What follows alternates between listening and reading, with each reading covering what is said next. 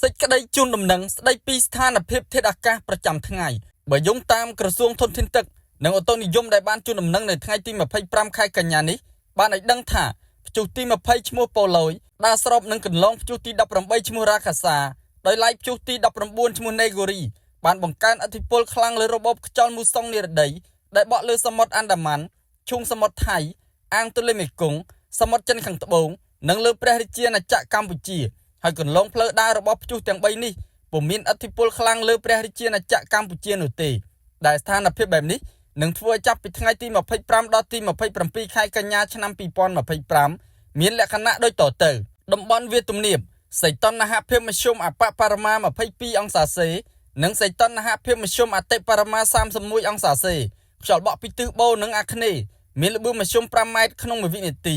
បណ្ដាលឲ្យខេត្តបន្ទាយមានជ័យបាត់ដំបងពោធិ៍សាត់កំពង់ឆ្នាំងសៀមរាបកំពង់ធំកំពង់ចាមត្បូងឃ្មុំព្រៃវែងកណ្ដាលតាកែវស្វាយរៀងនិងភ្នំពេញ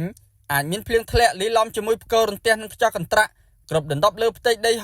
60% តំបន់ខ្ពង់រាបសីតុណ្ហភាពមធ្យមអបបរមា21អង្សាសេនិងសីតុណ្ហភាពមធ្យមអតិបរមា29អង្សាសេ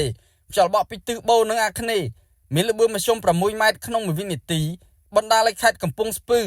បៃលិនឧត្តរមានជ័យព្រះវិហារក្រចេះស្ទឹងត្រែងរតនគិរីមណ្ឌលគិរីជួរភ្នំដងរែកនិងតំបន់ជួរភ្នំក្រវាញអាចមានភ្លៀងធ្លាក់លាយឡំជាមួយផ្គររន្ទះនិងខ្យល់កន្ត្រាក់គ្រប់ដណ្ដប់លើផ្ទៃដី 70% តំបន់មាត់សមុទ្រសីតុណ្ហភាពមធ្យមអបបរមា21អង្សាសេនិងសីតុណ្ហភាពមធ្យមអតិបរមា30អង្សាសេខ្យល់បក់ពីទិសនិរតីនិងអាគ្នេយ៍មានល្បឿនមធ្យម5ម៉ែត្រក្នុង1វិនាទីបណ្ដាលឲ្យខេត្តកោះកុងព្រះសីហនុកំពតកែបនិងជួរភ្នំបូកគូអាចមានភ្លៀងធ្លាក់លាយឡំជាមួយផ្គររន្ទះនិងខ្យល់កន្ត្រាក់គ្រប់ដណ្ដប់លើផ្ទៃដី 50% រលកសមុទ្រមានកម្ពស់មធ្យមអបបរមា0ម៉ែត្រ50និងកម្ពស់មធ្យមអតិបរមា2ម៉ែត្រ50អាស្រ័យដូចបានជម្រាបជូនខាងលើសូមសាធារណជនទទួលជ្រាបជាព័ត៌មាន